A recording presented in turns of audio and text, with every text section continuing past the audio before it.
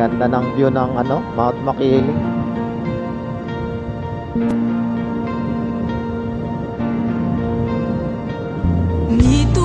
Kaya ang ganda ng panahon ngayon.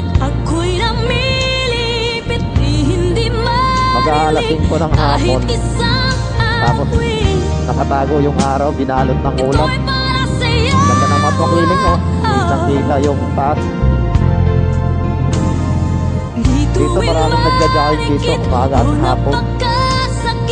Himig ng pag-ibig aking